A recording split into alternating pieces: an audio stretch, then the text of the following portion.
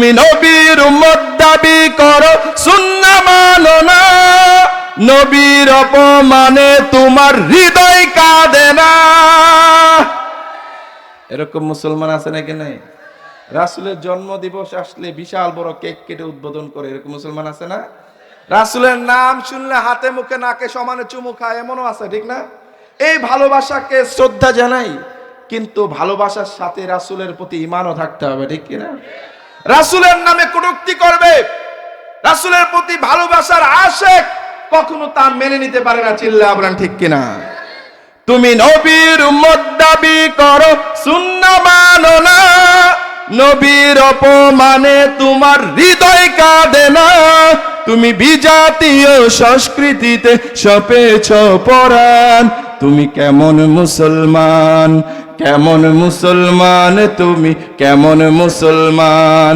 নামাজের সাথে নাই পরিচয়, মানো না কোরআন, তুমি কেমন মুসলমান? এই জন্য আল্লাহ রাব্বুল আলামিন বলেন, নয় ছয় ইবাদত তার কাছে পৌঁছায় না, আল্লাহ রাব্বুল আলামিনের কাছে ইখলাস পূর্ণ ইবাদত পৌঁছায়। অনেক মুসলমানরা দেখা যায়, বিশেষ করে যুবকরা সোশ্যাল মিডিয়ার কারণে আমাদের ভালো কাজগুলো লোক দেখানো কাজে পরিণত হয়। এই জন্য আমি টপিক নির্ধারণ করেছি ইখলাস। আমাদের সবগুলো কাজ যদি ইখলাস পূর্ণ হয়ে যায়, কবুল করবেন কে? আর যদি লোক দেখানো কাজ করেন, জেনে রাখেন দুনিয়ার মানুষ হয়তো বুঝবে না, কিন্তু আল্লাহ তাআলা বুঝবেন। যে কারণে তিনি পবিত্র কোরআনে বলেন, কুল ইন তুখফু মা ফি সুদুরিকুম আও তুবদুহু ইয়ালামুল্লাহ। আপনি জানিয়ে দিন তোমাদের মনে, তোমাদের হৃদয়ে প্রকাশ্যে অপ্রকাশ্যে যা কিছু আছে সব কিছু জানেন কে? আল্লাহ তাআলা নিজেই বলছেন ইয়ালামুল্লাহ, সব কিছু জানেন আল্লাহ রাব্বুল আলামিন। হে আমার প্রতীক ভাই, এই গভীর রজনীতে আল্লাহ রাব্বুল আলামিন যখন প্রথম আসমানে এসে বান্দাদেরকে ডাকেন, এই গভীর রজনীতে আল্লাহ রাব্বুল আলামিন যখন প্রথম আসমানে এসে বান্দাদেরকে ডাকেন, হে আমার বান্দারা, তোমাদের কার কি প্রয়োজন আমি রব্বুল আলামিনের কাছে চাও।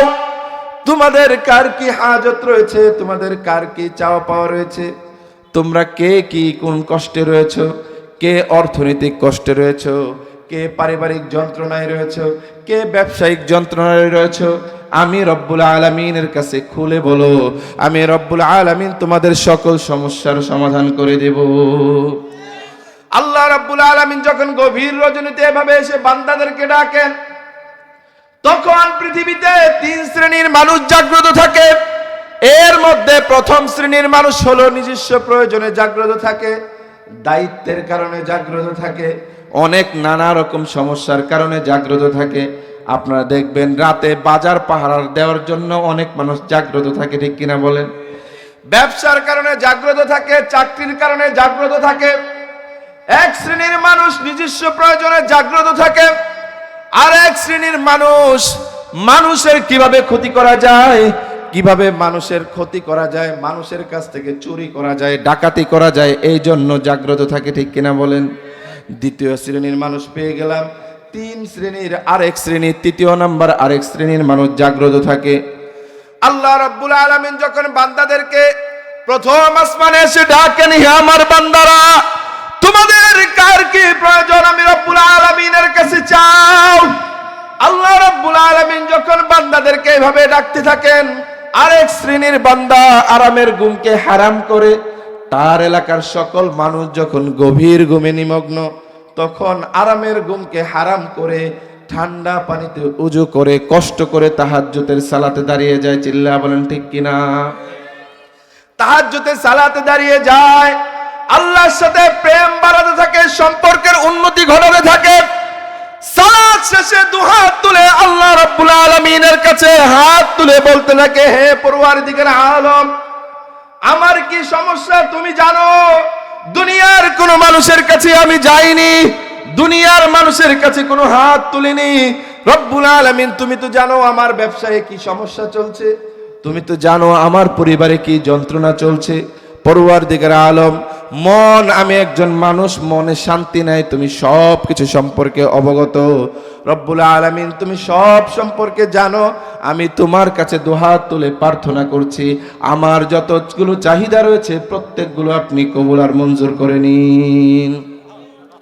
আল্লাহ রাব্বুল আলামিনের কাছে যখন এইভাবে বান্দা কান্নাকাটি করে, মুফাসসিরিনে কেরাম বলে থাকেন, ইসলামী চিন্তাবিদগণ বলে থাকেন, যখন পৃথিবীর সকল মানুষ গভীর ঘুমে নিমগ্ন থাকে, তখন আল্লাহ রাব্বুল আলামিন যে বান্দাটাকে ভালোবাসেন, যে বান্দাটাকে মুহাব্বত করেন, যে বান্দাটাকে পছন্দ করেন, তাকে আরামের ঘুম থেকে জাগ্রত করে আল্লাহ রাব্বুল আলামিনের দরবারে তাহাজ্জুদের সালাতে দাঁড় করিয়ে দেন। চিল্লায়ে বলেন ঠিক কিনা? আমরা নামাজ পড়ি কার জন্য? ডাউট আছে নাকি? সংশয় আছে? তাহলে একটু জোরে বলেন, নামাজ পড়ি কার জন্য? রোজা রাখি কার জন্য? হজ করি কার জন্য? খাবার খাই কার জন্য? হ্যাঁ, কার জন্য? অনেকে এখানে আবার সংশয় হয়েছে, অনেকে বলতেছে নিজের জন্য, অনেকে বলতেছে আল্লাহর জন্য। একজন মুসলমানের সব কিছু হয় আল্লাহর জন্য। চিল্লায়ে বলেন ঠিক কিনা? এই যে মনে করেন মানুষ হিসেবে আপনি চাইলে ল্যাংটা হয়ে তো ঘুরতে পারেন, ঠিক না? ঘুরে না অনেক পাগল? ঘুরে তো। আপনি চাইলেও পারেন পৃথিবীর অন্য অনেক উন্নত দেশ, যেগুলোকে আমরা উন্নত কান্ট্রি বলি, উন্নত দেশ হিসাবে বিবেচনা করি, সেগুলোতে দেখা যায় কাপড় পরছে কি পরছে না বোঝাই যায় না। চিল্লায়ে বলেন ঠিক কিনা? কিন্তু আপনি আমি কি চমৎকার ড্রেস, সতরটা কি মনে চাইলেই যেভাবে সেভাবে চলি না, কার জন্য? আরো জোরে বলেন, আল্লাহর জন্য না? একজন মুসলমানের সব কিছু হয় আল্লাহর জন্য, আর এটাই হলো ইখলাস। এটার নাম কি? ইখলাসের বিপরীত অর্থ শব্দ হলো রিয়া বা লৌকিকতা। কি বলেন? রিয়া বা লৌকিকতা, লোক দেখানো।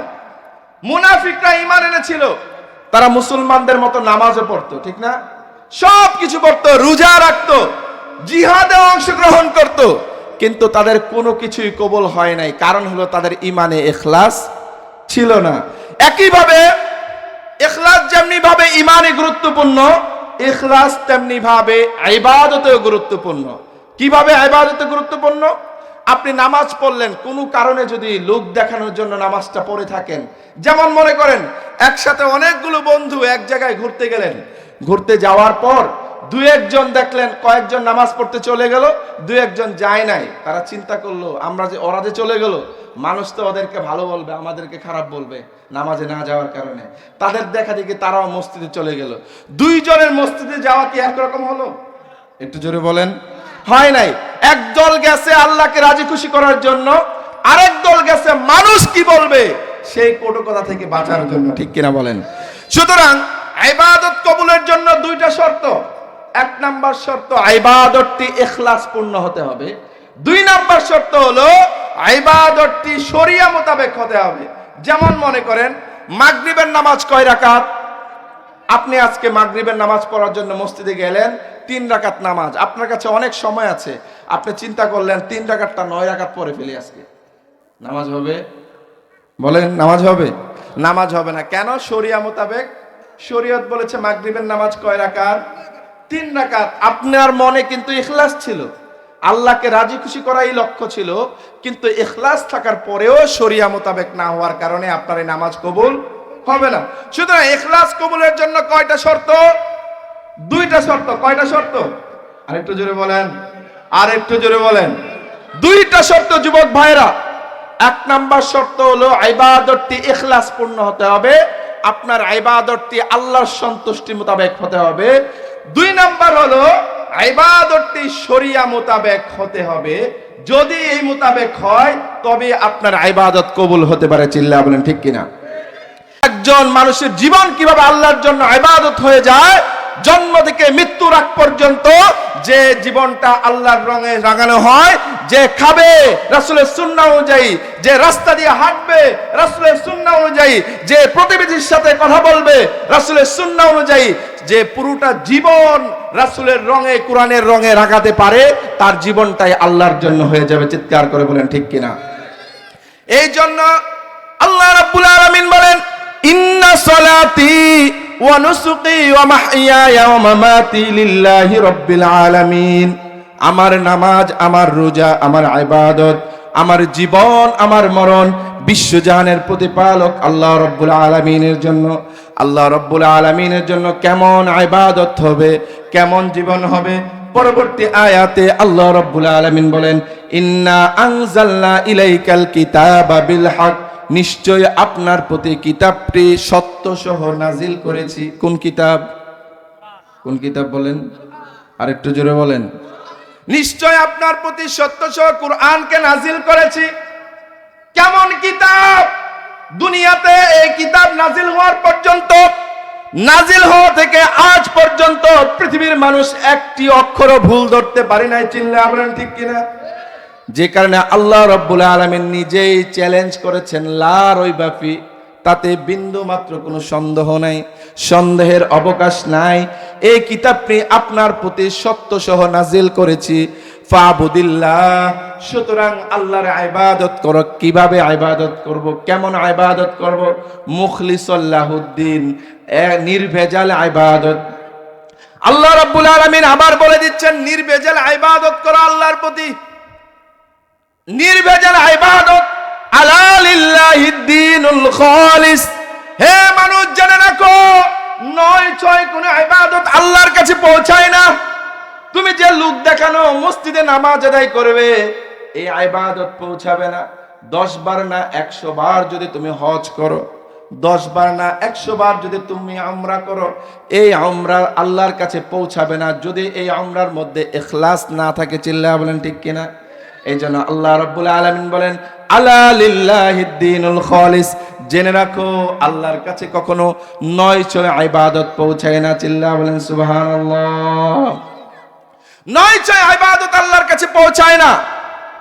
আজকাল দেখবেন, একটা সময় পৃথিবীতে মুসলমানদের সংখ্যা ছিল কম, অল্প সংখ্যার মুসলমানরা ইখলাসপূর্ণ ইবাদত করত, যে কারণে তারা অর্ধ পৃথিবীকে শাসন করেছিল।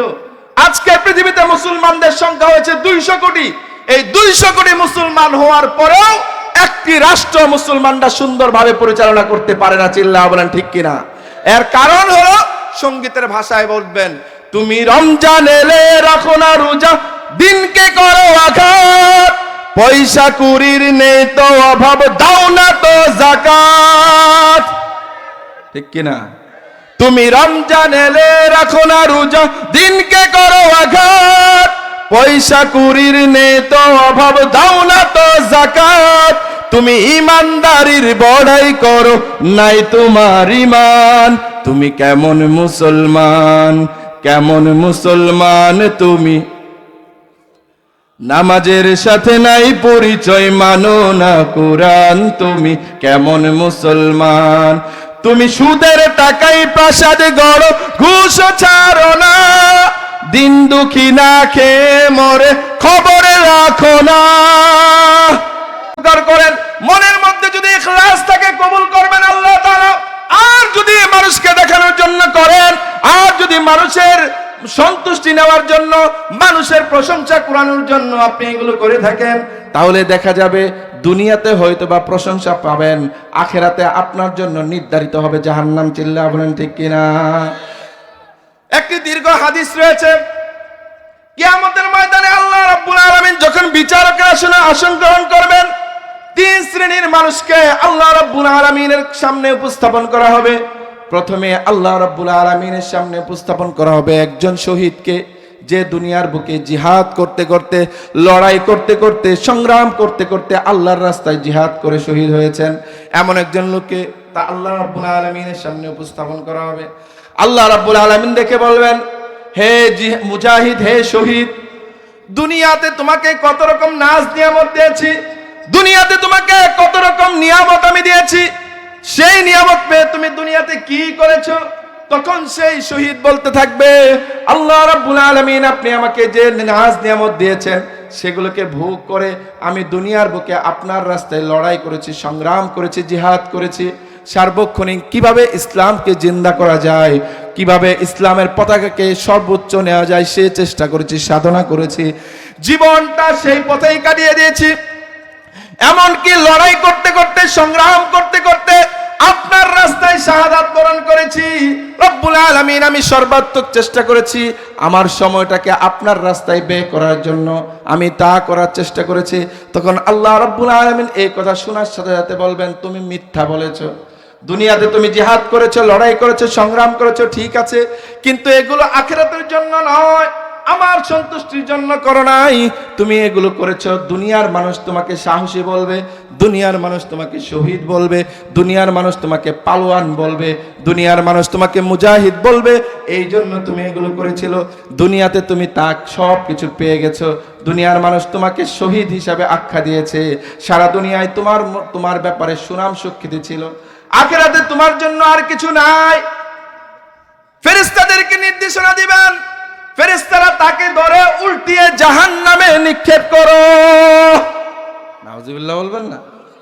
এই হবে পরিস্থিতি। দেখেন, দুনিয়ার বুকে সর্বোচ্চ কাজ করেছে, আল্লাহর রাস্তায় লড়াই করেছে, সংগ্রাম করেছে, কিন্তু তারপরেও তার ঠিকানা কোথায় হয়েছে?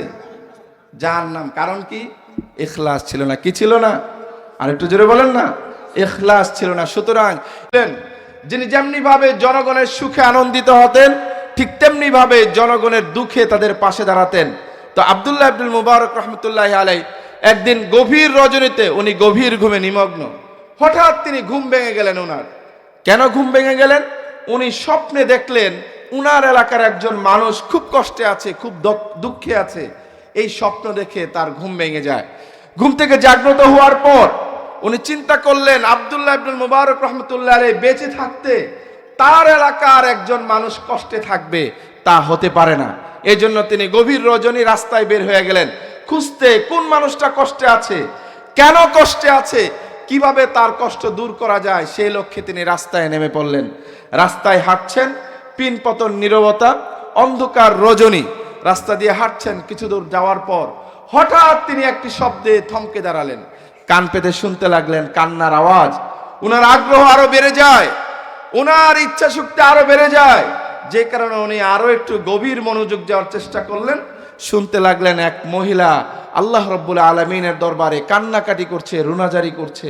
তিনি এটা শুনে আরেকটু কাছাকাছি গেলেন, ঘরের পাশে যাওয়ার পর শুনতে লাগলেন মহিলা আল্লাহ রাব্বুল আলামিনের দরবারে কান্নাকাটি করে, রুনাজারি করে বলছে, হে পরওয়ারদিগার আলম, আপনি যেহেতু আমাকে ভালোবাসেন, আপনি যেহেতু আমাকে মুহাব্বত করেন, এই ভালোবাসা আর মুহাব্বতকে ওসিলা করে আমার এলাকার যত গুনাহগার বান্দাবান্দি রয়েছে প্রত্যেককে আপনি ক্ষমা করে দিন। সুবহানাল্লাহ বলেন না? তা আব্দুল্লাহ ইবনুল মুবারক রাহমাতুল্লাহ আলাইহি উনি তো আল্লাহর একজন প্রিয়তম বান্দা, বিশ্ববিখ্যাত হাদিস বিশারদ, জনগণের দরদি। উনি এই কথা শুনে অবাক হয়ে গেলেন। আল্লাহ রাব্বুল আলামিন কাকে ভালোবাসেন, কাকে ভালোবাসেন না, এটা তো আমরা কেউ জানি না। এই মহিলা গভীর রজনীতে সে কিভাবে জানলো যে আল্লাহ তাআলা তাকে ভালোবাসেন, তাকে মুহাব্বত করেন? এই জন্য সে আব্দুল্লাহ ইবনুল মুবারক রাহমাতুল্লাহ আলাইহি মহিলাকে প্রশ্ন করে বসলেন, হে বোন, আপনি কিভাবে জানলেন আল্লাহ তাআলা আপনাকে ভালোবাসেন? আপনি কিভাবে বুঝলেন আল্লাহ রাব্বুল আলামিন আপনাকে মুহাব্বত করেন? কিভাবে বুঝলেন? আমাকে একটু বুঝান। তখন সেই মহিলা এইভাবে উত্তর দিতে লাগলো, হে আমার প্রতীক ভাই, এই গভীর রজনীতে আল্লাহ রাব্বুল আলামিন যখন প্রথম আসমানে এসে বান্দাদেরকে ডাকেন, এই গভীর রজনীতে আল্লাহ রাব্বুল আলামিন যখন প্রথম আসমানে এসে বান্দাদেরকে ডাকেন, হে আমার বান্দারা, তোমাদের কার কি প্রয়োজন আমি রব্বুল আলামিনের কাছে চাও।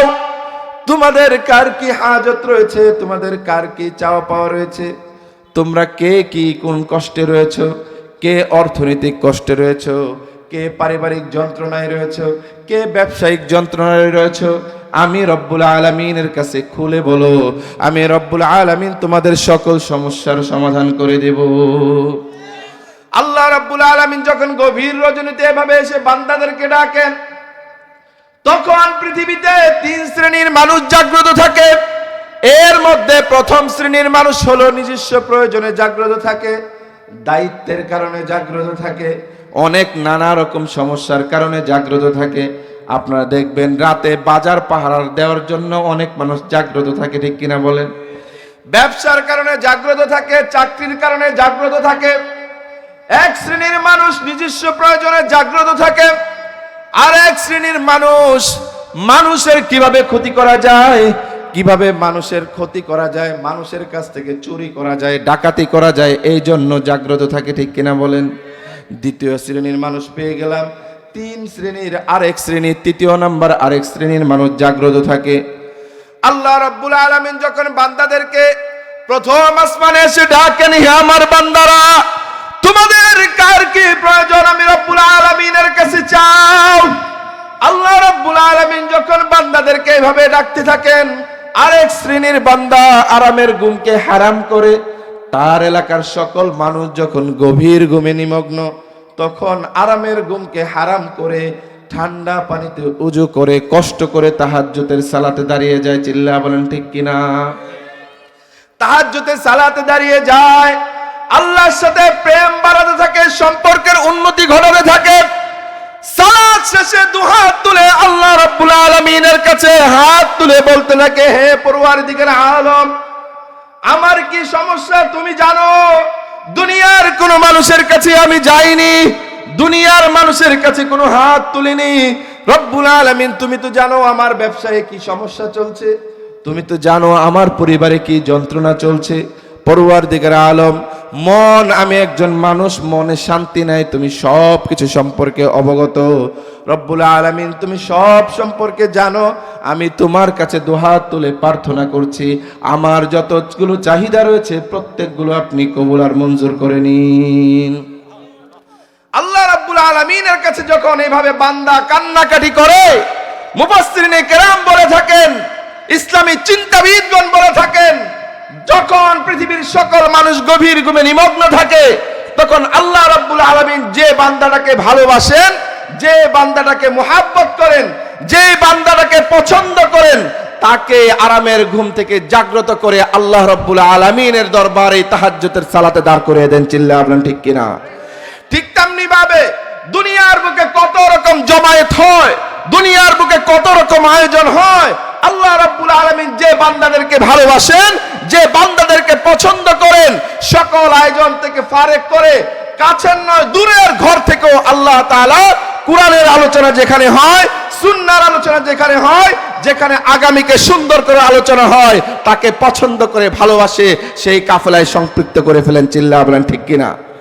এই যে আয়োজন, একটু যদি চিন্তা করেন দেখবেন আশেপাশের অনেক মানুষ ঘোরাফেরা করছে, আল্লাহ রাব্বুল আলামিন তাদেরকে কোরআনের বাগানে আনে নাই, কিন্তু আপনাকে আমাকে অনেক দূর থেকে অনেক ব্যস্ততা সত্ত্বেও নিয়ে আসছে। ঠিক কিনা বলেন? সুতরাং আমরা বুঝতে পারলাম আল্লাহ তাআলা যাকে চান, মাই ইউরিদিল্লাহু বিহি খায়রা ইউফাক্কিহু ফিদ্দিন, আল্লাহ রাব্বুল আলামিন যাকে চান তাকে দ্বীনের বুঝ দান করেন। ঠিক তেমনি ভাবে আল্লাহ রাব্বুল আলামিন যাকে ভালোবাসেন তাকে মুহাব্বত করে কোরআনের ময়দানে নিয়ে আসেন। চিৎকার করে বলেন ঠিক কিনা?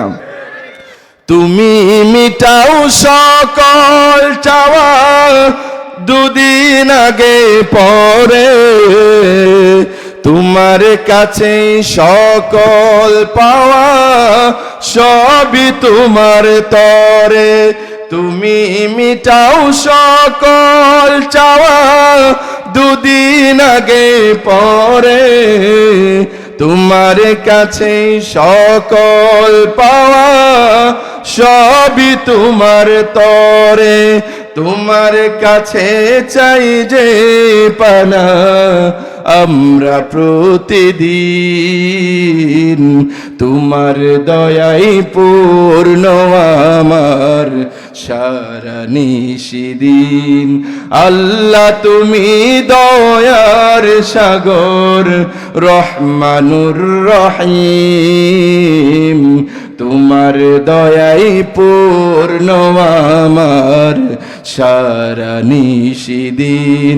তুমি পারো করতে মোচন অভাব দুঃখী লোকের, তুমি পরম মুক্তিদাতা মালিকে জগতের। তোমার পথে চললে মোরা আসবে যে সুদিন, তোমার দয়াই পূর্ণ আমার। আল্লাহ তুমি দয়ার সাগর, রহমানুর রহিম, তোমার দয়াই পূর্ণ আমার সারা নিশিদিন। বলেন মারহাবা। একটা সময় দেখতাম যুবকরা অপসংস্কৃতির সকল আয়োজনগুলোতে সম্পৃক্ত থাকতো। ঠিক কিনা বলেন? একটা সময় দেখতাম পাড়া মহল্লায় যত রকম ম্যাক্সিমাম উপকর্মের সাথে যুবকরা সম্পৃক্ত থাকে, কিন্তু আজকে কোরআনের বদৌলতে, কোরআনের ভালোবাসায় আজকে যুবকরা সেগুলোকে বাদ দিয়ে কোরআনের মাহফিলের আয়োজন করে, ঠিক কিনা বলেন? ইসলামী সাংস্কৃতিক অনুষ্ঠানের আয়োজন করে। যে যুবকরা অপসংস্কৃতির আয়োজনগুলোতে, যে যুবকরা অপসংস্কৃতির আয়োজনগুলোকে তালাক দিয়েছে, বর্জন করেছে, সেই যুবকদের আওয়াজ বিড়ালের মতো হতে পারে? আর একটু জোরে বলেন। সবসময় বলে থাকে কুমিল্লার মাটি হলো ইসলামের ঘাঁটি, ঠিক কিনা? আরো জোরে বলেন, কথা ঠিক না বেঠিক? কুমিল্লার মাটি হলো ইসলামের ঘাঁটি। ইসলামের যে কোনো প্রয়োজনে বাংলাদেশের যে সমস্ত এলাকাগুলো জাগ্রত হয়ে উঠে, তার মধ্যে কুমিল্লা অন্যতম। চিল্লা বলেন ঠিক কিনা? যত রকম আন্দোলন সংগ্রাম হয়, কুমিল্লার সন্তানরা জীবন দেয়, রক্ত দেয়, তবুও এদেশের মানুষের অধিকারকে সমুন্নত রাখে, ঠিক কিনা বলেন? তো সেই যুবকরা একটু আল্লাহর জন্য গাইবে, কোনো সমস্যা আছে? কোনো ভয় আছে? কোনো লজ্জা থাকতে পারে? একটু গান। তোমার দয়াই পূর্ণ আমার আল্লাহ, তুমি দয়ার সাগর, রহমানুর রহিম, তোমার দয়াই পূর্ণ আমার সারা নিশিদিন। মারহাবা। ভাইরা দাঁড়াই রয়েছেন কেন? একটু বসেন না, ভালো দেখা যাবে। ভদ্র ছেলে আপনারা, সবাই খুব ভালো মানুষ, একটু বসেন। আমি জানি সময় অনেক কম, তারপরেও আমি একটু অসুস্থ, আপনারা বুঝতে পারছেন আমার কণ্ঠ শুনে। জ্বর ছিল সারাদিন, তারপরও শুধুমাত্র ছোটো ভাইটার সাথে কথা দিয়েছি, এই জন্য আসছি। একটু বসেন, সবাই বসেন, যারা দাঁড়াই রয়েছেন পিছনে একটু বসেন। আপনাদের পছন্দের সঙ্গীতগুলো আমি জানি, এখানে যুবকরা আসছে, ওরা সঙ্গীতগুলো শুনতে চায়, ঠিক না? এগুলো আমি শোনাবো, একটু আলোচনা করব, তারপর শোনাবো। একটু বসে যান না, যারা এখনো দাঁড়িয়ে আছেন, আমি বুঝতে পারতেছি না। যদি না বসেন তাহলে সামনে থেকে চলে যান, পাশে থাকেন, পাশে দাঁড়ান, কিন্তু বসতে হবে, না বসলে ভালো দেখা যাবে না। কোরআনের আয়োজনের মূল্য আছে নাকি নাই? তো কোরআনের আয়োজনকে আমরা যথাযথ মর্যাদা দেব না? কথা কম হোক, তবুও তো আমাদেরকে মূল্যায়ন করতে হবে, ঠিক কিনা বলেন? আমি আপনাদের সম্মুখে সংক্ষিপ্ত কিছু আলোচনা করব। যে বিষয়টি নিয়ে আলোচনা করব তার টপিক আমি নির্ধারণ করেছি ইখলাস। কি নাম? বর্তমান সময়ে ডিজিটালাইজেশনের সময়, একটা সময় আমরা অনেক কিছু করতাম, পৃথিবীর মানুষ জানতো না, কিন্তু এখন এমনও দেখা যায় আমি হোটেলে খেতে গেলেও এটা পৃথিবীর মানুষ জেনে যায়, ঠিক কিনা বলেন? কিসের বদলতে? ডিজিটালাইজেশনের বদলতে, ফেসবুকের বদলতে, সোশ্যাল মিডিয়ার বদলতে। নতুন একটা জামা পরলাম, সুন্দর করে ছবি তুলে ফেসবুকে দিলাম, কেমন লাগে বন্ধুরা, ঠিক না? কি বলেন? কোথাও ঘুরতে গেলাম, ঘুরতে চলে আসছি অমুক জায়গায়, কক্সবাজার চলে আসছি, অমুক জায়গায় চলে গেছি, কোনো মানুষকে কিছু দান করলাম, ফেসবুকে দিলাম, আজকে এমকগুলো মানুষের মুখে হাসি ফোটানোর চেষ্টা করেছে, ঠিক কিনা বলেন? তো বর্তমান সময়ে ইখলাস খুব গুরুত্বপূর্ণ।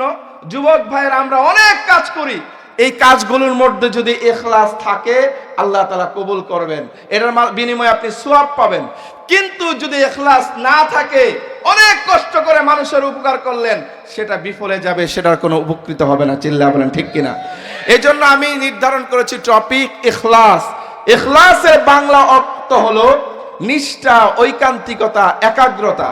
পরিভাষায় ইখলাস বলা হয় যে কাজে আল্লাহর সন্তুষ্টি থাকে তাকে বলা হয় ইখলাস।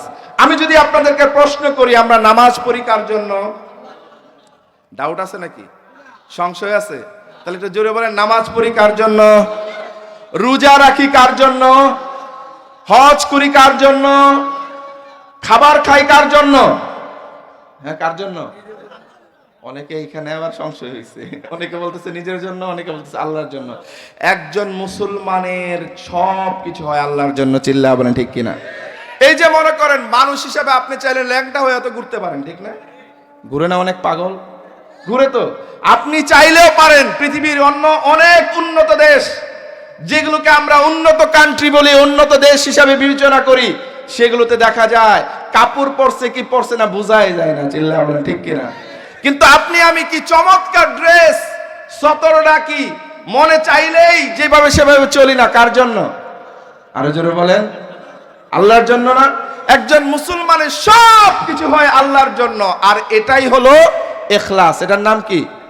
ইখলাসের বিপরীত অর্থ শব্দ হলো রিয়া বা লৌকিকতা। কি বলেন? রিয়া বা লৌকিকতা, লোক দেখানো। মুনাফিকরা ঈমান এনেছিল, তারা মুসলমানদের মতো নামাজও পড়তো, ঠিক না? সব কিছু করতো, রোজা রাখতো, জিহাদে অংশগ্রহণ করত, কিন্তু তাদের কোনো কিছুই কবুল হয় নাই। কারণ হলো তাদের ঈমানে ইখলাস ছিল না।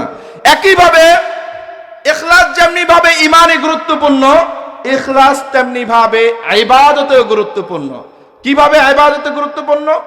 আপনি নামাজ পড়লেন, কোনো কারণে যদি লোক দেখানোর জন্য নামাজটা পড়ে থাকেন, যেমন মনে করেন একসাথে অনেকগুলো বন্ধু এক জায়গায় ঘুরতে গেলেন, ঘুরতে যাওয়ার পর দুই একজন দেখলেন কয়েকজন নামাজ পড়তে চলে গেল, দুই একজন যায় নাই। তারা চিন্তা করলো ওরা যে চলে গেল, মানুষ তো ওদেরকে ভালো বলবে, আমাদেরকে খারাপ বলবে নামাজে না যাওয়ার কারণে। তাদের দেখা দেখি তারাও মসজিদে চলে গেল। দুইজনের মসজিদে যাওয়া কি একরকম হলো? একটু জোরে বলেন। হয় নাই। একদল গেছে আল্লাহকে রাজি খুশি করার জন্য, আরেক দল গেছে মানুষ কি বলবে সেই কটুকথা থেকে বাঁচার জন্য, ঠিক কিনা বলেন? সুতরাং ইবাদত কবুলের জন্য দুইটা শর্ত। এক নাম্বার শর্ত, ইবাদতটি ইখলাসপূর্ণ হতে হবে। দুই নাম্বার শর্ত হলো ইবাদতটি শরিয়া মোতাবেক হতে হবে। যেমন মনে করেন মাগরিবের নামাজ কয় রাকাত? আপনি আজকে মাগরিবের নামাজ পড়ার জন্য মসজিদে গেলেন, 3 রাকাত নামাজ। আপনার কাছে অনেক সময় আছে, আপনি চিন্তা করলেন 3 রাকাতটা 9 রাকাত পড়ে ফেলি আজকে, নামাজ হবে? বলেন নামাজ হবে? নামাজ হবে না। কেন? শরিয়া মোতাবেক। শরীয়ত বলেছে মাগরিবের নামাজ কয় রাকাত? 3 রাকাত। আপনার মনে কিন্তু ইখলাস ছিল, আল্লাহকে রাজি খুশি করাই লক্ষ্য ছিল, কিন্তু ইখলাস থাকার পরেও শরিয়া মোতাবেক না হওয়ার কারণে আপনার এই নামাজ কবুল হবে না। সুতরাং ইখলাস কবুলের জন্য কয়টা শর্ত? দুইটা শর্ত। কয়টা শর্ত? আরেকটু জোরে বলেন, আরেকটু জোরে বলেন। দুইটা শর্ত যুবক ভাইরা।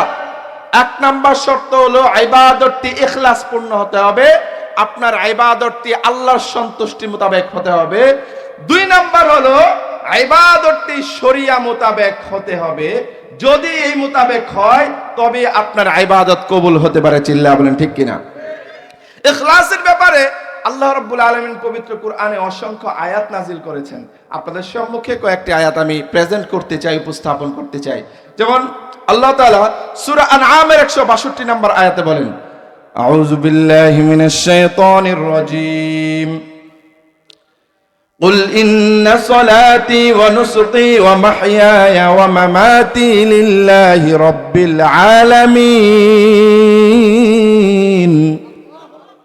আল্লাহ রাব্বুল আলামিন সূরা আনআমের 162 নম্বর আয়াতে বলেন, আপনি মানুষকে জানিয়ে দিন, আপনি বলে দিন, মানুষকে ঘোষণা করে দিন, ইন্না সলাতি আমার নামাজ, অনুসুকি আমার ইবাদত আমার কর্মকাণ্ড, ও মাহইয়ায়া আমার জীবন, ও মামাতি আমার মরণ, লিল্লাহি রাব্বিল আলামিন বিশ্বজাহানের প্রতিপালক আল্লাহ রাব্বুল আলামিনের জন্য। সুবহানাল্লাহ। মুফাসসিরিনে কেরাম বলেন কিভাবে আল্লাহর জন্য জীবন হয়ে যায়।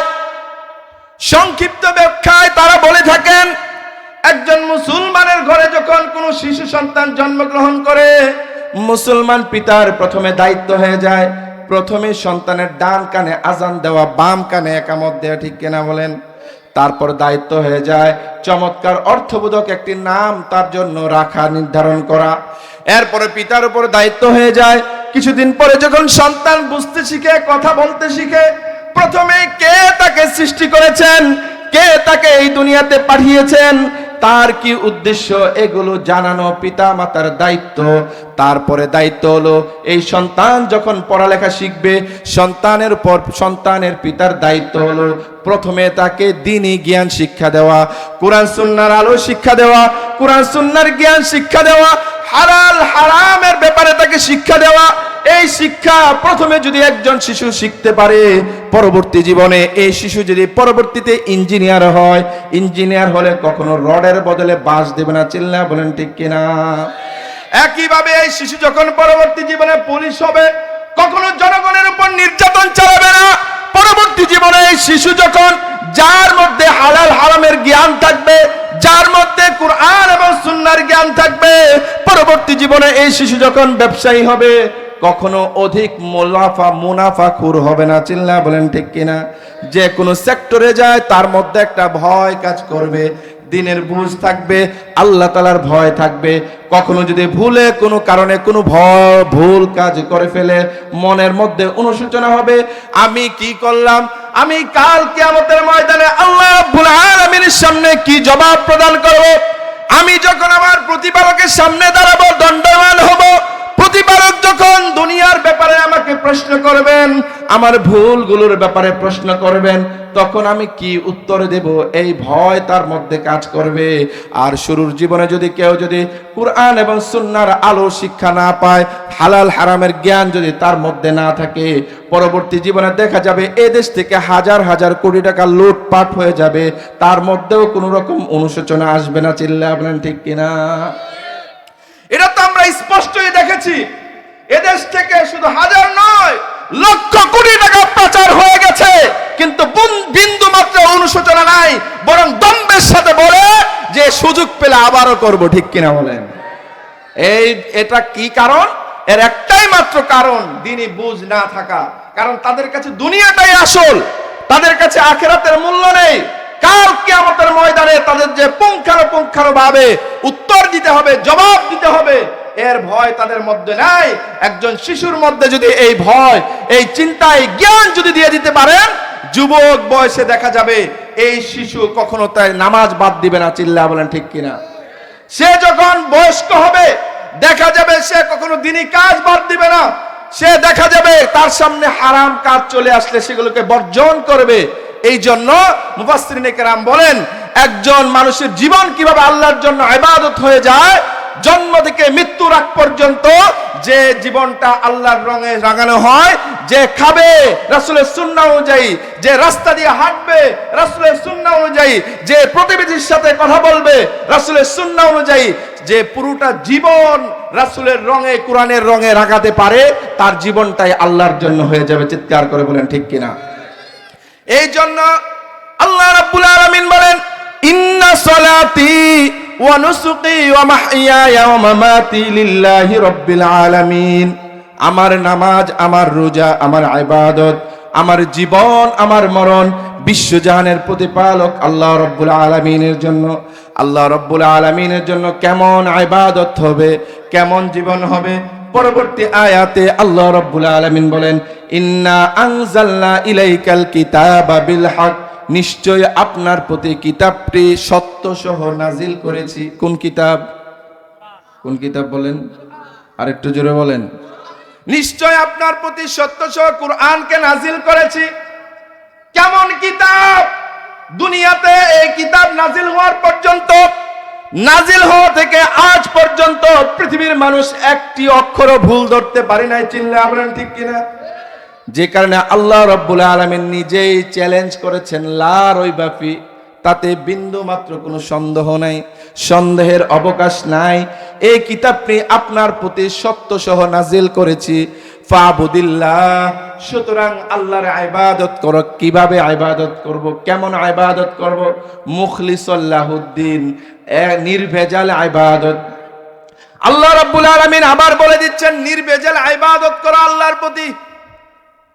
নির্ভেজাল ইবাদত, আলা লিল্লাহিদ দীনুল খালিস। হে মানুষ, জেনে রাখো, নয় ছয় কোন ইবাদত আল্লাহর কাছে পৌঁছায় না। তুমি যে লোক দেখানো মসজিদে নামাজ আদায় করবে, এই ইবাদত পৌঁছাবে না। 10 বার না 100 বার যদি তুমি হজ করো, 10 বার না 100 বার যদি তুমি উমরা করো, এই উমরা আল্লাহর কাছে পৌঁছাবে না যদি এই উমরার মধ্যে ইখলাস না থাকে। চিল্লায়ে বলেন ঠিক কিনা? এই জন্য আল্লাহ রাব্বুল আলামিন বলেন, আলা লিল্লাহিদ দীনুল খালিস। জেনে রাখো, আল্লাহর কাছে কখনো নয় ছয় ইবাদত পৌঁছায় না। চিল্লায়ে বলেন সুবহানাল্লাহ। নয় ছয় ইবাদত আল্লাহর কাছে পৌঁছায় না। আজকাল দেখবেন, একটা সময় পৃথিবীতে মুসলমানদের সংখ্যা ছিল কম, অল্প সংখ্যার মুসলমানরা ইখলাসপূর্ণ ইবাদত করত, যে কারণে তারা অর্ধ পৃথিবীকে শাসন করেছিল। আজকে পৃথিবীতে মুসলমানদের সংখ্যা হয়েছে 200 কোটি। এই 200 কোটি মুসলমান হওয়ার পরেও একটি রাষ্ট্র মুসলমানরা সুন্দরভাবে পরিচালনা করতে পারে না। চিল্লায়ে বলেন ঠিক কিনা? এর কারণ হলো, সঙ্গীতের ভাষায় বলবেন, তুমি রমজান এলে রাখো না রোজা, দিনকে করো আঘাত, পয়সা কুড়ির নেই তো অভাব, দাও না তো যাকাত। ঠিক কিনা? তুমি রমজান এলে রাখো না রোজা, দিনকে করো আঘাত। পয়সা কুড়ির নেই তো অভাব, দাও না তো যাকাত। তুমি ইমানদারির বড়াই করো, নাই তোমার ঈমান। তুমি কেমন মুসলমান, কেমন মুসলমান তুমি? নামাজের সাথে নাই পরিচয়, মানো না কোরআন। তুমি কেমন মুসলমান? তুমি সুদের টাকায় প্রাসাদ গড়ো, ঘুষ ছাড়ো না। দিন দুঃখী না খেয়ে মরে, খবরে রাখো না।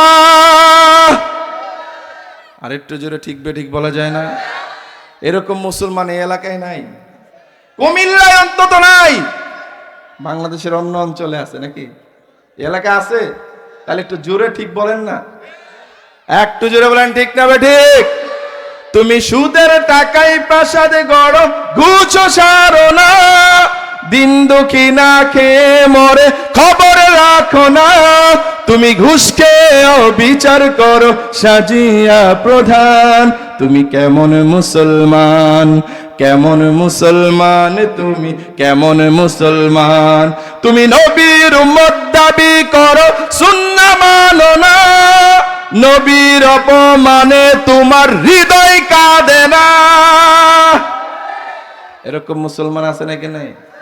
রাসূলের জন্ম দিবস আসলে বিশাল বড় কেক কেটে উদ্বোধন করে, এরকম মুসলমান আছে না? রাসূলের নাম শুনলে হাতে মুখে নাকে সমানে চুমু খায়, এমনও আছে, ঠিক না? এই ভালোবাসাকে শ্রদ্ধা জানাই, কিন্তু ভালোবাসার সাথে রাসূলের প্রতি ঈমানও থাকতে হবে, ঠিক কিনা? রাসূলের নামে কটূক্তি করবে, রাসূলের প্রতি ভালোবাসার আশিক কখনো তা মেনে নিতে পারে না। চিল্লায়া বলেন ঠিক কিনা? তুমি নবীর উম্মত দাবি করো, সুন্নাহ মানো না।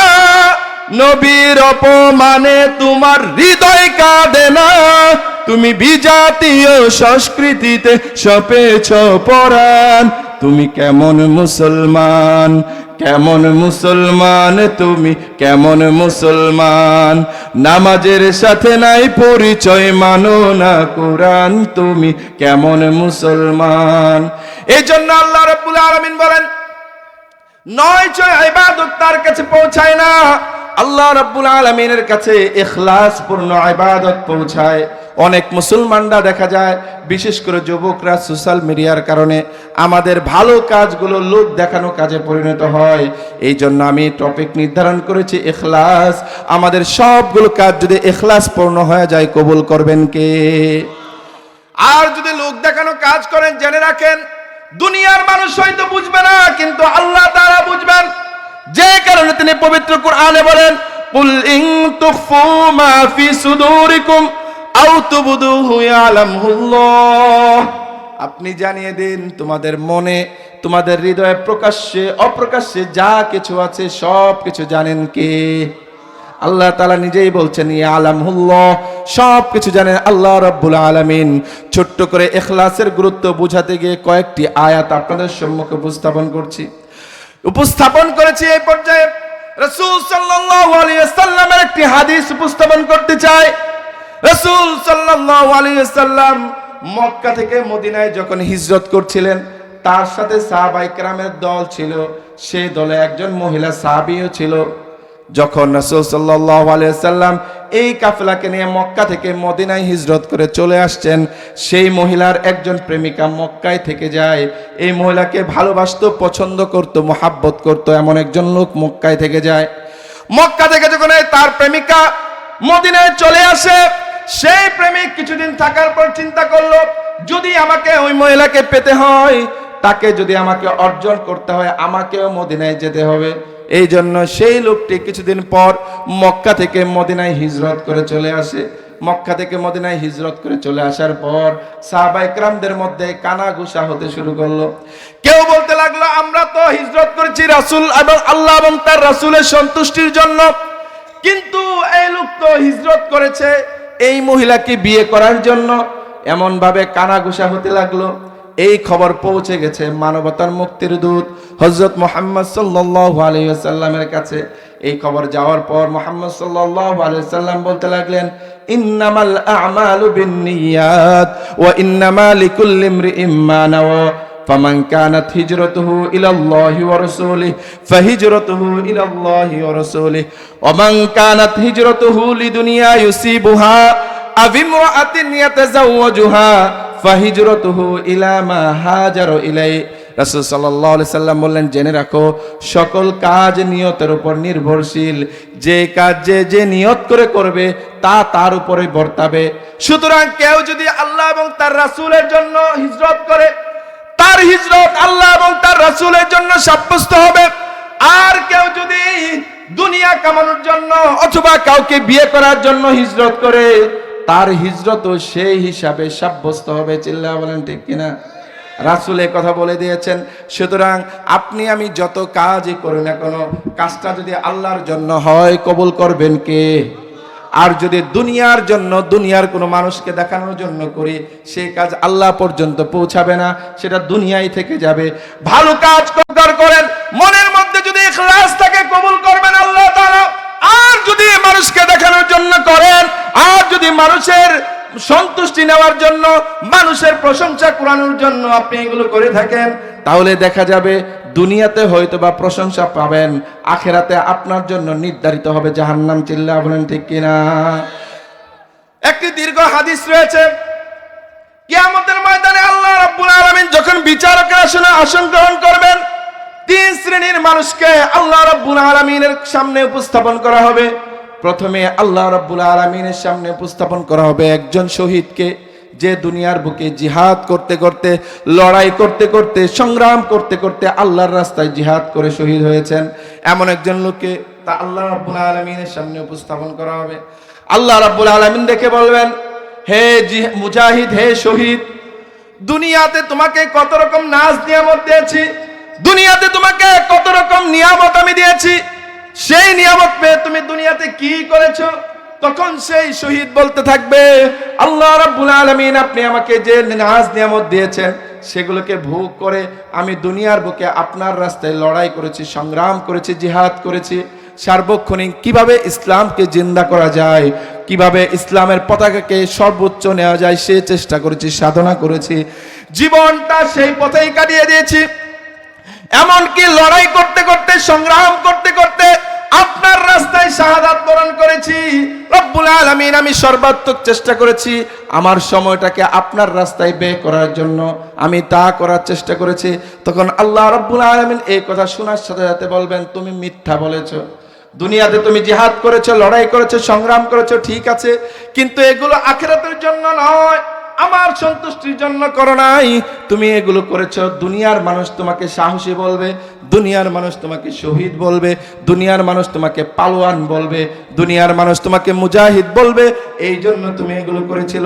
দুনিয়াতে তুমি তা সব কিছু পেয়ে গেছো, দুনিয়ার মানুষ তোমাকে শহীদ হিসাবে আখ্যা দিয়েছে, সারা দুনিয়ায় তোমার ব্যাপারে সুনাম সুখ্যাতি ছিল। আখিরাতে তোমার জন্য আর কিছু নাই। ফেরেশতাদেরকে নির্দেশনা দিবেন, ফেরেশতারা তাকে ধরে উল্টিয়ে জাহান্নামে নিক্ষেপ করো। নাউজুবিল্লাহ বলবেন না? এই হবে পরিস্থিতি। দেখেন, দুনিয়ার বুকে সর্বোচ্চ কাজ করেছে, আল্লাহর রাস্তায় লড়াই করেছে, সংগ্রাম করেছে, কিন্তু তারপরেও তার ঠিকানা কোথায় হয়েছে? জাহান্নাম। কারণ কি? ইখলাস ছিল না। কি ছিল না? আর একটু জোরে বলেন না। ইখলাস ছিল না। সুতরাং ইখলাসবিহীন জীবন গড়ব না ইখলাস সম্পূর্ণ জীবন গড়ব? হ্যাঁ, ইবাদত করব কার জন্য? রোজা রাখবো কার জন্য? আরো জোরে বলেন, রোজা রাখবো কার জন্য? আল্লাহ তাআলা আমাদের ইবাদতগুলোকে ইখলাস পূর্ণ করার তৌফিক দান করুন। আরো জোরে বলেন আমিন। কোন সঙ্গীতগুলো গাইবো বলেন? কোনটা গাইবো? টাকা টাকা বলতেছে। কোনটার? দিল্লি না ঢাকা? এটাই গাইবো? এটা গাইলেই শেষ? আরো লাগবে?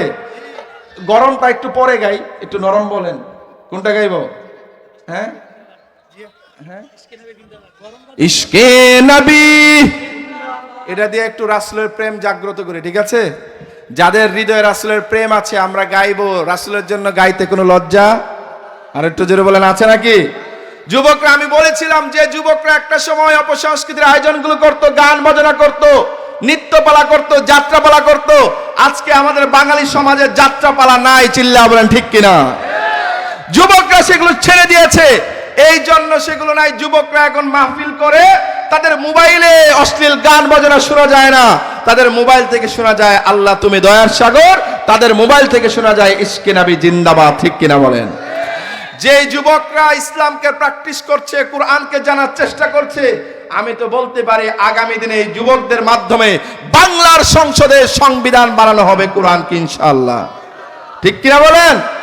যে যুবকরা তাদের সংবিধানকে কোরআন বানাতে চায়, তাদের আওয়াজ বিড়ালের মতো হতে পারে ইশকে নবী। আওয়াজ পছন্দ হইতেছে না, এতগুলো মানুষ আওয়াজ নাই কেন? ইশকে নবী, ইশকে নবী জিন্দাবাদ, ইশকে নবী জিন্দাবাদ, ইশকে নবী, ইশকে নবী, ইশকে নবী জিন্দাবাদ, ইশকে নবী জিন্দাবাদ। আমার মনের ভুবন জুড়ে উঠলো যখন চাঁদ, তারার মিছিল কোরাস ধরে বলল মুহাম্মদ, ঝিঝির দলেও দুরুদ সুরে নামলো খুশি রাতে দুপুরে, সেই খুশিতে জাগলো ধরা, চললো ক্ষমার পরম্পরা, মনের আকাশ আনলো মনে দূর মদিনার চাঁদ, ইশকে নবী, ইশকে নবী, ইশকে নবী জিন্দাবাদ, ইশকে নবী, ইশকে নবী, ইশকে নবী জিন্দাবাদ, ইশকে নবী, ইশকে নবী, ইশকে নবী জিন্দাবাদ, ইশকে নবী জিন্দাবাদ। রক্ত কণাই দফায় দফায় উঠে শিহরণ, মুহাম্মাদের নামের সুরে গায় পাখি যখন, আকুল সুরে শিল্পী কবি গাইলে প্রেমে নাতে নবী, আকুল সুরে শিল্পী কবি গাইলে প্রেমে নাতে নবী, মন হয়ে যায় পাগল পারা, নামায় দু চোখ অশ্রু ধারা, দিল পরিবেশ দুরুদ সুরে চাই দিদারের স্বাদ, ইশকে নবী, ইশকে নবী। শীত লাগতেছে না? একটু একটু গরম হলে কেমন হয়? এই যে এখান থেকে প্রথমে বাম পাশ শুনবো, তারপর ডান পাশ দেখবো কোন পাশের ভাইদের ইমানের জোর বেশি, রাসূলের প্রতি ভালোবাসা বেশি। ঠিক আছে, কি বলেন? প্রমাণ হয়ে যাক। যে যুবকরা দেশের জন্য জীবন দিতে পারে, তারা রাসূলের জন্য জীবন দিতে পারে, ঠিক কিনা বলেন? প্রস্তুত? বাম পাশ, হ্যাঁ? ইশকে নবী। আপনারা কি আওয়াজে খুশি না বেজার? তাহলে একটু জোরে মারহাবা দেন। মারহাবা শুনে মনে হচ্ছে ফেল করার দলটা আপনারাই না? মারহাবার আওয়াজ তো এইরকমই বললো। আরেকবার তাহলে মারহাবা দেন। এবার একটা আওয়াজ বাড়ছে, তাই না? এদেরকে আরেকবার সুযোগ দিতে চাই। বাম পাশ আরেকবার শুনবো, তারপর ডান পাশের থেকে শুনবো। এর মধ্যে ডান পাশের ভাইরা গলাটাকে ধারালো করে নেন, ঠিক আছে? বাম পাশ প্রস্তুত? ইশকে নবী, মাশাআল্লাহ। এবার ডান পাশ এখান থেকে প্রস্তুত? লোক কম হলেও সাহসী হলে একজন মানুষ 1000 মানুষকে দৌড়াইতে পারে, ঠিক আছে না? আমরা আমাদের ইতিহাস তো জানি, বদরের ইতিহাস, ঠিক কিনা? 313 জন হাজার হাজার মানুষ, হাজার হাজার কাফেরদেরকে পরাজিত করেছিল, ঠিক কিনা? এমন দেখেছি আমাদের বাংলাদেশেও দেখেছি, সম্প্রতি আপনারা দেখেছেন, যুবকরা যখন মাঠে ময়দানে নেমে পড়েছিল, তখন পুলিশ বিভিন্ন বাহিনীর গলিতেও তাদেরকে পরাজিত করতে পারে নাই। সুতরাং অনেক সময় অস্ত্রের চেয়ে পাওয়ার হয়ে যায় মানুষের রক্ত, চিল্লা বলেন ঠিক কিনা? ডান পাশ প্রস্তুত? কম লোক দিকটা একটু কথাবার্তা বললাম আর কি, দেখি ভালো কিনা। প্রস্তুত? ইশকে নবী। আজকে কম হইলো না বেশি হইলো? হ্যাঁ, আমি তো বলতে চাই এখানে যারা বসা আছে প্রত্যেকে রাসূলের আশিক, চিল্লা বলেন ঠিক কিনা? তারা রাসূলের জন্য গাইতেও পারে, জীবনও দিতে পারে, ঠিক কিনা? একসাথে ইশকে নবী, ইশকে নবী, ইশকে নবী জিন্দাবাদ, ইশকে নবী জিন্দাবাদ। মারাবা বলেন না, আর একটু জোরে বলেন। এবার গাইবো একটু গরম না নরম? আমার পতাকা আমি বাঁচাবো হয়ে চিরজাগ্রত, প্রয়োজন নেই আগ্রাসী মনা বন্ধু তোমার মতো, ঠিক কিনা? আমার পতাকা আমি বাঁচাবো হয়ে চিরজাগ্রত, প্রয়োজন নেই আগ্রাসী মনা বন্ধু তোমার মতো, যে মাটির বুকে শায়িত আমার কলিজার ভাই বোন, প্রয়োজন হলে আর প্রাণ দিব রুখতে আগ্রাসন, এক ফোঁটা খুন থাকতে দেহে মানব না আর কভু, দিল্লি দালাল বাবুর নামে কোন শয়তান প্রভু, দিল্লি নয় ঢাকা, দিল্লি নয় ঢাকা, গোলামি না আজাদি, সীমান্ত জুড়ে হত্যার পর হত্যা করেছো তুমি, শিকল পরিয়ে লুটেছো আমার প্রাণের জন্মভূমি, বন্ধুত্বের সেই কলিকাল কবে হয়েছে শেষ, বন্ধুত্বের সেই কলিকাল কবে হয়েছে শেষ, আগের মতো নতুজানু হয়ে থাকবে না এই দেশ, ঠিক কিনা? আগের মতো যা বলবে সেভাবেই চলবে। অনেকে আবার ভুল বুঝেন, দিল্লি না ঢাকা মানে কি? দিল্লি না ঢাকা মানে হলো এদেশ চলে ঢাকার সরকারের মাধ্যমে, ঠিক কিনা? এদেশ দিল্লির প্রেসক্রিপশনে সরকারের মাধ্যমে চলে। আমরা দিল্লির দালালি মানি, আমরা দিল্লির দালালি করি, ঠিক কিনা বলেন? দিল্লি না ঢাকা, দিল্লি না ঢাকা, গোলামি না আজাদি, প্রতিবেশী হয়ে থাকতে চাইলে প্রতিবেশী হয়ে থাক, আমার দেশের ভেতরে নিয়ে কেন গোলাবি নাক, প্রতিবেশী হয়ে থাকতে চাইলে প্রতিবেশী হয়ে থাক, আমার দেশের ভেতরে নিয়ে কেন গোলাবি নাক, বন্ধুত্বের সীমানা মোদের হয়ে গেছে দেখা শেষ। আগে শুনতাম ইন্ডিয়া নাকি আমাদের বন্ধু, বন্ধুত্বের নানা গল্প শুনেছি, কিন্তু বিনিময়ে দেখেছি বন্ধু না, বরং তারা আমাদেরকে প্রভুত্ব করেছে। চিল্লা বলেন ঠিক কিনা? একটা দেবার কথা কয়ে 10টা নিয়েছে। চিল্লা বলেন ঠিক কিনা? এরকম তাবেদারি আমরা মানি না, ঠিক কিনা বলেন? আগের মতো নতজানু হয়ে থাকবে না এই দেশ, দিল্লি না ঢাকা, দিল্লি না ঢাকা, গোলামি না আজাদি, তোমাদের মুখে মানাই না তো ধর্মপ্রীতির কথা, ধর্মের নামে তৈরি করো তোমরা সহিংসতা। স্বাধীনতার পর থেকে যারা মুরব্বীরা আছেন, কেউ বলতে পারবেন এদেশের কোন মুসলমান কোন কারণে হিন্দুদের মন্দির ভেঙেছে, হিন্দুদের উপর অহেতুক কোনো কারণ ছাড়াই হামলা চালিয়েছে? বলতে পারবেন? কিন্তু প্রতিনিয়ত ইন্ডিয়ায় আমরা দেখব আমাদের প্রিয় মুসলিম ভাইদের উপর হামলা নির্যাতন চলতেই থাকে, ঠিক কিনা বলেন?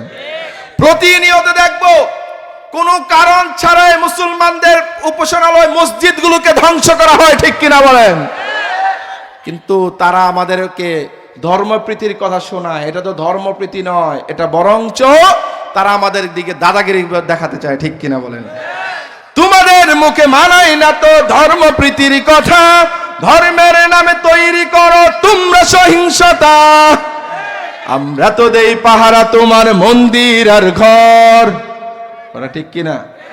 আমরা তো দেই পাহারা তোমার মন্দির আর ঘর, তোমরা লাগাও দাঙ্গা বিবাদ ঝগড়া পরস্পর, দিল্লি না ঢাকা, দিল্লি না ঢাকা। এবারে শুনবো হলো এই যে দাঁড়ানো গুলো, এই পাশে এই পিলারের ওই পাশে দাঁড়ানো সহ সবার কাছ থেকে, তারপর শুনবো এই পাশে, তারপর মাঝখানে, ঠিক আছে? আছে নাকি? 3 ভাগে। দেশকে ভালোবাসি, যে দেশের জন্য জীবন দেই, রক্ত দেই আমরাই, ঠিক কিনা? আমরা আজকের এই মঞ্চ থেকে জানিয়ে দেব, শুধু দিল্লি নয়, যে কোনো দেশ বাংলাদেশের উপর যদি গাদ্দারি করতে চায়, তাবেদারি করাতে চায় এবং আমাদের স্বাধীনতাকে উপেক্ষা করতে চায়, তাদেরকে দাঁত ভাঙা জবাব দেওয়ার জন্য এই যুবক জনতা প্রস্তুত রয়েছে, ঠিক কিনা? সেটা প্রমাণ করে দেব। এই যে পিলারের ওই পাশ বাম পাশ দাঁড়ানো সবাই, ঠিক আছে? দিল্লি না ঢাকা। দাঁড়ায় থাকলে নাকি শরীরে একটু বেশি এনার্জি থাকে, ঠিক না? এদের আওয়াজ শুনে মনে হচ্ছে এনার্জি মনে হয় এরাই লস। হ্যাঁ, এই আওয়াজ পছন্দ হয়েছে নাকি? গলা ফাটিয়ে নির্বাচনে এলে যুবকরা অল্প টাকার বিনিময়ে অমুক নেতার চরিত্র ফুলের মতো পবিত্র, দুশ্চরিত্র হওয়ার পরেও, ঠিক কিনা?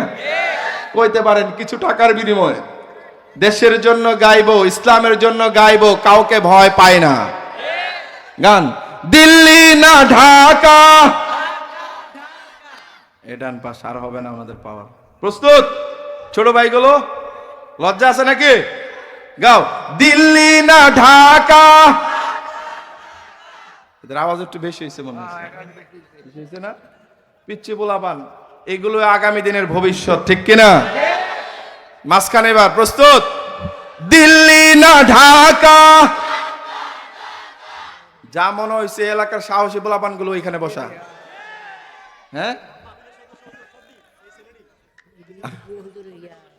সবগুলো আগুন না? আগুন না, এক একটা ইসলামের সৈনিক। চিল্লা বলেন ঠিক কিনা? আগামী দিনের খালিদ বিন ওয়ালিদ, চিল্লা বলেন ঠিক কিনা? আগামী দিনের উমর বিন খাত্তাব, চিল্লা বলেন ঠিক কিনা? আল্লাহ তাআলা আমাদের সকল সাহাবায়ে কেরামের মতো কবুল করুন, সকল বলেন আমিন। এবার একসাথে, দিল্লি না ঢাকা, দিল্লি না ঢাকা,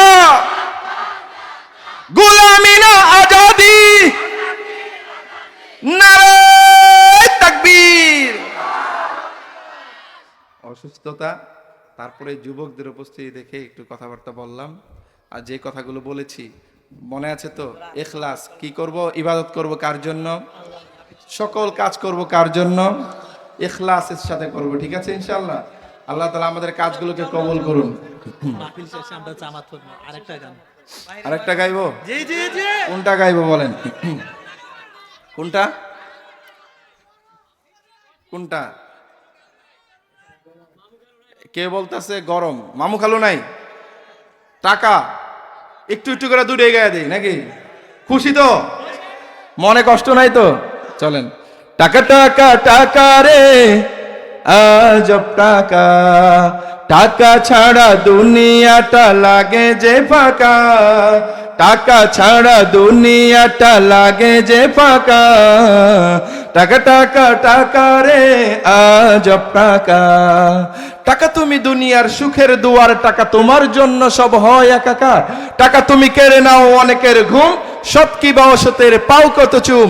টাকা তুমি মান মুখে ফুটাও হাসি, কেউ ছুতে পায় না কেউ রাশি রাশি।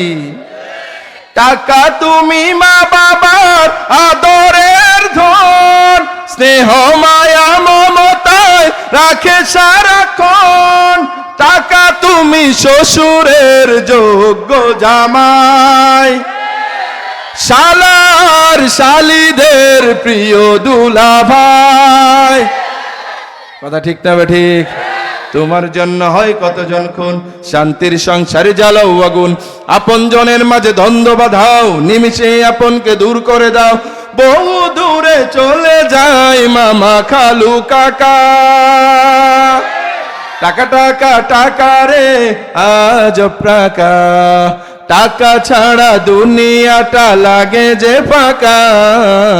টাকা টাকা টাকা রে আজব টাকা। বলেন মারহাবা। আমার মামু খালু নাই, চাকরি আমি কেমনে পাই? তাই তো দেশের বুঝা হয়ে ভব ঘুরে দিন কাটায়। আমার মামু খালু নাই, চাকরি আমি কেমনে পাই? তাই তো দেশের বুঝা হয়ে ভব ঘুরে দিন কাটাই। তাই তো দেশের বুঝা হয়ে ভব ঘুরে দিন কাটায়। তুই তো পড়াশোনায় ভালো ছিলি, বিএ এমএ পাস দিলি। পড়াশোনায় ভালো ছিলি, বিএ এমএ পাস দিলি, সার্টিফিকেট সবই নিলি, কত জায়গায় সিভি দিলি, তবুও তোর চাকরি হয় না ভাই, তবুও তোর চাকরি হয় না ভাই। আমার মামু খালু নাই, চাকরি আমি কেমনে পাই? তাই তো দেশের বুঝা হয়ে ভব ঘুরে দিন কাটায়।